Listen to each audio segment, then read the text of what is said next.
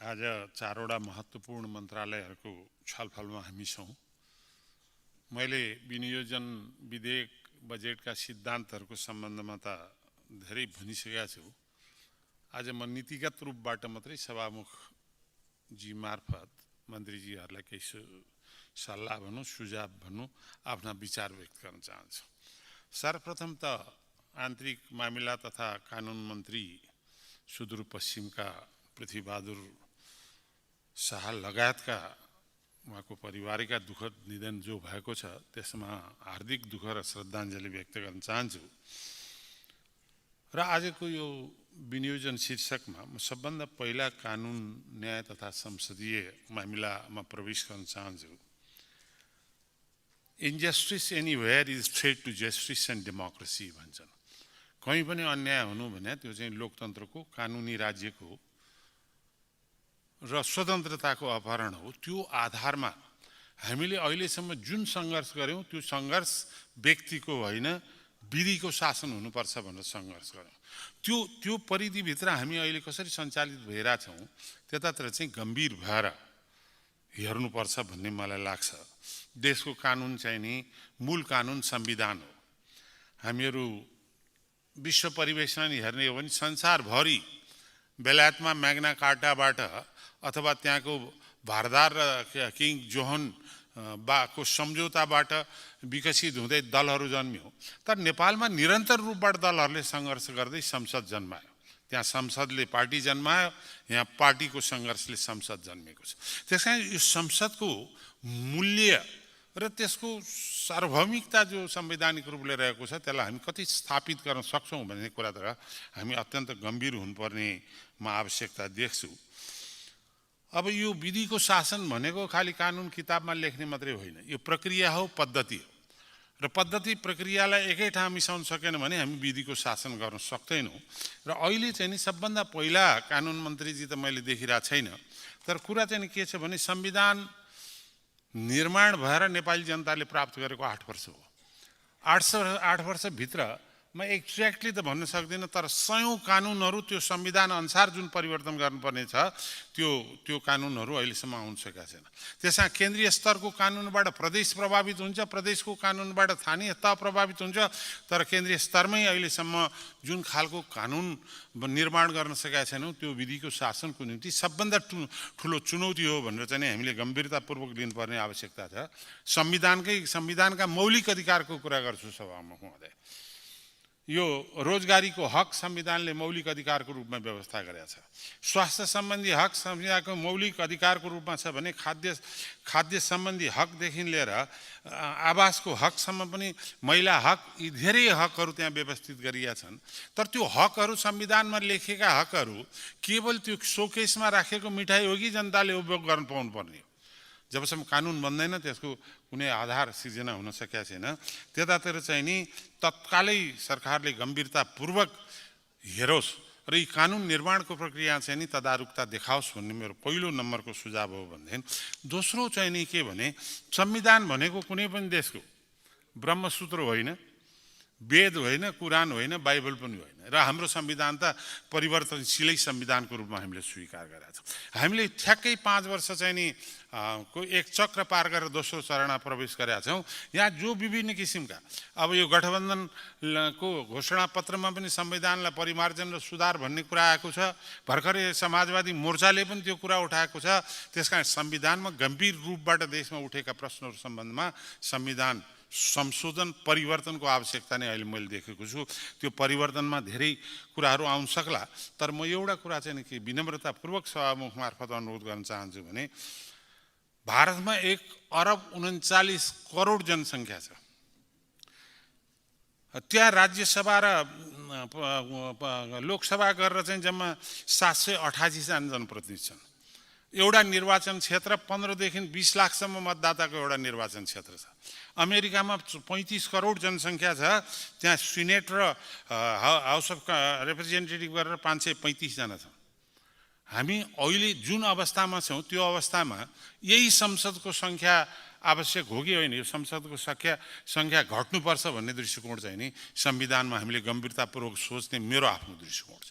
त्यसै गरी समानुपातिक राष्ट्रिय समग्र रूपबाट चाहिँ समानुपातिक प्रतिनिधित्व होस् भन्ने संविधानको उद्देश्यलाई कहीँ विपरीत नहुने गरेर समानुपातिक पनि निर्वाचन प्रणालीमा लैजाने व्यवस्था हुनुपर्छ भन्ने मेरो अर्को दृष्टिकोण हो। त्यसलाई कसरी मिलाउन सकिन्छ, त्यसलाई राज्यसभामा र कोअर्डिनेट गरेर यो चाहिँ नि प्रतिनिधिमूलक संस्थाहरू खास गरेर अन्तमा जान चाहन्न, राज्य यो केन्द्रीय संसद र प्रदेशसम्म चाहिँ नि सङ्ख्यात्मक दृष्टिकोणले पनि यसलाई गम्भीरतापूर्वक सोच्नुपर्ने आवश्यकता छ भने अरू धेरै विषयवस्तुहरू छन् जुन विषयवस्तुहरू चाहिँ नि मा चाहिँ नि बसेर छलफल गर्न सकिन्छ। त्यसका त्यतातिर सरकार गम्भीर होस् भन्ने म चाहन्छु। अहिले भर्खर पनि यहाँ कानुनको सम्बन्धमा मान्य साथीहरूले भन्नुभयो, नेपाल विद्यार्थी सङ्घ ऐतिहासिक संस्था हो, जुन संस्थाको पहिलो तयारी समितिको संयोजक मै आफै थिएँ, त्यसैले पनि मेरो कर्तव्य हो। यो लोकतन्त्र, विद्यार्थी हित, समाजवाद र न्यायको निम्ति स्थापित संस्था हो। जुन बेला देशै सम्पूर्ण रूपबाट अधिनायकवादको चङ्गुलमा थियो त्यो बेला यसले सङ्घर्ष सुरु गरेको थियो। त्यहाँभित्र को कस्ता छन्, विधिविहीनता अथवा चाहिँ नि कहाँ कुन व्यक्तिले के गरे त्यतातिर म प्रवेश गर्न चाहन्न। तर नेपाल विद्यार्थी सङ्घ नेपालको इतिहासको सबभन्दा पहिलो विद्यार्थीहरूको आन्दोलनकारी संस्था हो। त्यो संस्थालाई नै दोष लाउने खालको कुनै कुरा चाहिँ नि म स्वीकार गर्न सक्दिनँ। त्यसैले अब यतातिर चाहिँ कानुन निर्माता मन्त्रीजीले चाहिँ गम्भीर रूपबाट ध्यान दिनुपर्ने, किनभने मन्त्रीजी नयाँ सोच र दृष्टिकोण बोकेर हिँड्नुहुन्छ। त्यस कारण म उहाँलाई यति मात्रै भन्छु, कानुनमा लेख्या छ त्यस कारणले गर्ने भन्दा नि कानुनले प्रक्रिया खोज्छ, जहाँ प्रक्रिया भङ्ग हुन्छ त्यो कानुनलाई चाहिँ सही ढङ्गले प्रयोग गरे भन्न मिल्दैन। अब शिक्षा क्षेत्रमा शिक्षा र प्रविधि विज्ञान क्षेत्रमा मैले अब धेरै समय त छैन। अब यो 2028 सालको शिक्षा ऐन अहिलेसम्म सङ्घीयता प्राप्त गरेको 8 वर्षसम्म पनि त्यो परिवर्तन नहुनु, यत्रो ठुलो राष्ट्रिय परिवर्तनको बावजुद पनि त्यो यथावत रहनु दुःखद कुरा हो। तत्कालै यसलाई पारित गर्नेतिर चाहिँ नि प्रस्तुत गर्नेतिर लाग्नुपर्छ र अर्को गरिब र धनीका छुट्टै जमात चाहिँ नि जन्माउने खालको जुन हाम्रो शिक्षा गुणस्तर दिनदिनै घट्दै जाने र निजी क्षेत्रले चाहिँ नि उत्पादन गर्ने जुन चिज छ त्यसलाई कसरी पब्लिक प्राइभेट पार्टनरसिपमा विकास गर्न सकिन्छ कि त्यसका गुणस्तरको निम्ति विषय शिक्षकदेखि के गर्न सकिन्छ त्यतातिर शिक्षा मन्त्रीजी गम्भीर हुनुपर्ने मैले आवश्यकता देखाएको छु। त्यस कारण यो गुणस्तर वृद्धि अहिलेको सबभन्दा ठुलो समस्या हो। र त्यसै गरेर यो धेरै नमुना विद्यालय भनेर हामीले स्थापित गरौँ। म बुढा नीलकण्ठै बस्ने भावनाले क्या हो, त्यहाँका अभिभावकहरूले बुढा नीलकण्ठै स्कुलको सम्बन्धमा पनि त्यो भ्रष्टाचार र अनियमितताका अखडा भएको छ भन्ने कुरा आएको छ। म त्यो शिक्षा मन्त्रीसँग कुरा गरौँला। यसपालिको बजेटमा पहिलाको 10%बाट 1% बढेकै छ, तर यो 18% पुगेको ठाउँ यो बजेट न्यून नै छ। त्यस कारणले म खालि यति मात्रै भन्न सक्छु, समय सापेक्ष पाठ्यक्रमलाई विकास गर्न सकेका छैनौँ हामीले। अर्को चाहिँ नि मागी खाने शिक्षा होइन, गरी खाने शिक्षातिर चाहिँ सम्पूर्ण ध्यान केन्द्रित हुनुपर्छ। र अर्को चाहिँ नि के छ भनेदेखि तपाईँको चाहिँ नि हरेक गाउँपालिका र नगरपालिकामा कमसेकम एउटा विषयको चाहिँ नि प्राविधिक शिक्षा पुगोस्, त्यतिर सरकारको ध्यान जाओस् भन्ने चाहिँ मेरो विनम्रतापूर्वकको अनुरोध हो। र शिक्षा मन्त्रालयमा यो विगत साल मात्रै एनओसी लिनेहरूको सङ्ख्या चाहिँ नि 1,22,000 छ भन्दाखेरि हाम्रो शिक्षा नीतिबाट सम्पूर्ण विद्यार्थी पलायन हुँदैछन् भन्ने कुरामा हामी गम्भीर भएर त्यतातिर त्यसका विकल्पहरू के छन् भन्न सोच्नुपर्ने आवश्यकता छ। 2056मा म आफै शिक्षा मन्त्री हुँदा उच्चस्तरीय शिक्षा नीति चाहिँ नि हामीले यो देशमा ल्याएका थियौँ मेरै अध्यक्षतामा। तर 2056 पछि अहिलेसम्म 80मा पुग्दाखेरि पनि यत्रो ठुलो परिवर्तन भयो सङ्घीय संरचनासहित। अब कुन किसिमको शिक्षा नीति लिनुपर्छ भन्ने शिक्षा नीतिको उच्चस्तरीय तर्जुमा अहिलेसम्म भएन। यसलाई तत्कालै त्यतातिर ध्यान जाओस्। यो देशभरि अहिले चाहिँ नि झन्नै सङ्घीय र के अरे प्रदेश गरेर 1.5 दर्जन 18 या 19 भन्दा बढ्ता चाहिँ विश्वविद्यालय खोलेका छ। विश्वविद्यालय खोल्ने अहिले पनि धेरै साथीहरूको रहर होला। म एउटा पूर्व शिक्षा मन्त्रीको नाताले पनि म के भन्छु भने सरकारले गठन गरेको थिङ्क ट्याङ्क र यो र अर्को चाहिँ नि टास्क फोर्स यसले चाहिँ नि के भन्छ भने अहिले भएको विश्वविद्यालयहरूलाई सेन्टर अफ एक्सलेन्सको रूपमा डेभलप गर, युनिभर्सिटी ग्रान्ट कमिसनलाई स्वायत्तता दिएर त्यसलाई चाहिँ गैर राजनीतिक बनाएर गर र हरेक सब्जेक्ट जहाँ चाहिन्छ अहिले जतिवटा युनिभर्सिटी खोलेको छ त्रिभुवन विश्वविद्यालयको डुप्लिकेट युनिभर्सिटीको रूपमा छ नयाँ केही गर्न सकेका छैनौँ हामी ब्याङ्कको आइआइटी जस्तो एउटा संस्था खोलौँ सबै शक्ति लगाएर यो एक्सलेन्स र अहिलेको आइटीसँग जोडिने कुरातिर ध्यान दिउँ र कहिलेकाहीँ चाहिँ हाम्रा क्षमा पाऊँ कि हाम्रा मन्त्रीजीहरू नै के भन्छ भने रैथाने युनिभर्सिटी भन्नुहुन्छ रैथाने कुरा हामीलाई माया छ रैथाने चिजलाई प्रवर्धन गर्नुपर्छ त्यसलाई फ्याकल्टिजको रूपमा युनिभर्सिटीमा विकास गर्न सक्नुपर्छ तर रैथाने युनिभर्सिटी भन्ने हुँदैन युनिभर्सिटी भने नै युनिभर्सल्ली एक्सेप्टेड हो विश्वले स्वीकृत गर्नुपर्छ त्यसको करिकुलम र एक्सलेन्स त्यतातिर ध्यान दिउँ भन्ने कुरा म हार्दिक रूपबाट सेन्टर अफ एक्सलेन्सतिर हामी लागौँ भन्ने कुरा म रिसर्च ओरिएन्टेड र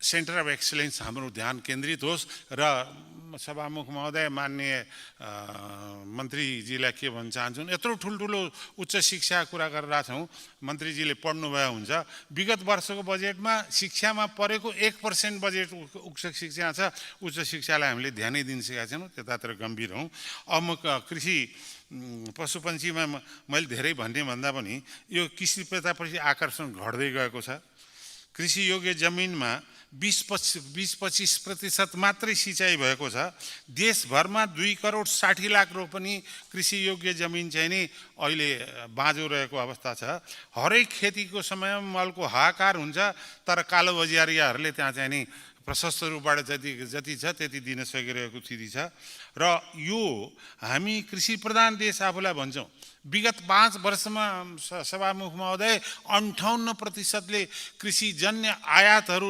नेपाल भित्रिएर 5 खरब रुपियाँ चाहिँ व्यापार घाटा पुगेको छ त्यतिर मन्त्रीजीको ध्यान दिनुहोस् मैले थाहा पाएसम्म चाहिँ के भने यो देशलाई 5,20,000 टन जो आवश्यकता थियो गत वर्ष खालि 3,40,000 टन मात्रै मल भित्रियो यतातिर मन्त्रीजीहरू गम्भीर होइदिनुहोस् मेरो हार्दिक आग्रह छ अब यो खेलकुदको सम्बन्धमा चाहिँ यो अस्ति पनि बोलिसके हो तर आज राखेपछि 2077 मा राष्ट्रिय खेलकुद ऐन जारी हो तर त्यो खेलकुद ऐन अन्तर्राष्ट्रिय मापदण्ड जुन छ त्यसको विपरीतमा स्टेक होल्डरसँग कुनै मतलब नराखे जुन गठन भएको छ त्यसले र खेलकुद परिषदलाई राजनीतिक अखाडाको रूपमा जसरी अहिले युज भइरहेको छ त्यतातिर चाहिँ गम्भीर भएर खेलकुद परिषद खेलकुदमा संलग्नहरूको होस् र राष्ट्रिय खेलकुद परिषदमा झन्नै 200 भन्दा बढ्ता संस्थाहरू छन् त्यस्तो 200 संस्थाहरूलाई प्रभावकारी रूपबाट कसरी परिचालन गरेर अहिले अन्तर्राष्ट्रिय रूपबाट पनि जसरी चाहिँ एउटा ख्याति खेलकुद क्षेत्रमा हामीले नेपालको इज्जत र प्रतिष्ठा बढाइरहेका छौँ त्यसलाई अझ सशक्त गराउने कसरी हो त्यतिर लागौँ खेलकुद परिषदलाई आमूल परिवर्तन गर्नुपर्ने आवश्यकता छ भने हरेक खेलकुद परिषदको 200 अङ्गहरूमध्ये हरेकको एउटा पार्टीको जुन समानान्तर संस्था छ त्यसलाई नियमन गर्नेतिर लागौँ र खेलाडीहरूले अहिलेसम्म पाउनुपर्ने दैनिक खुराकी पाएका छैनन् राष्ट्रिय खेलकुद परिषदका कर्मचारीहरू 18 वर्षदेखि बढुवा भएको छैनन् अहिले मन्त्रीजीले त्यत्र अलिकति ध्यान दिएको छ भनेर भर्खरै सुने यो परिवेशमा हामीले यसलाई वैचारिक रूपले यति स्थिति परिवर्तनको निम्ति अहिलेसम्म जहाँ जे भयो त्यो भएका गल्तीलाई सुधार गर्ने र नयाँ चेतना युक्त ढङ्गले नयाँ नीति निर्देशन दिन सकेनौँ भने हामी खालि कुरै मात्रै गर्छौँ काम हुन सक्दैन त्यो गम्भीरतालाई म सभामुख मार्फत फेरि पनि अनुरोध गर्न चाहन्छु किनभनेदेखि यो कुनै पनि समय सापेक्ष परिवर्तनको निम्ति हामीले त्यसलाई ग्रहण गर्न सकेनौँ नयाँ आवाज र नयाँ चेतनाहरूलाई चाहिँ हामीले आफूले प्रतिनिधित्व गर्न सकेनौँ भने हामी चाहिँ नि फालिन्छौँ र अरू नयाँ विचार र दृष्टिकोणले चाहिँ नि त्यो स्थान लिन्छ भन्ने कुरा चाहिँ नि हामी प्रत्येक राजनीतिक दल प्रत्येक व्यक्तिले सोच्नुपर्ने आवश्यकता छ त्यसकारण यति चारैवटा मन्त्रालय सम्बन्धमा समयको कमीले गर्दा मेरा धेरै कुराहरू भन्न नपाए पनि म के भने यसलाई सुझावको रूपमा गम्भीरतापूर्वक म हार्दिक आग्रह गर्छु धन्यवाद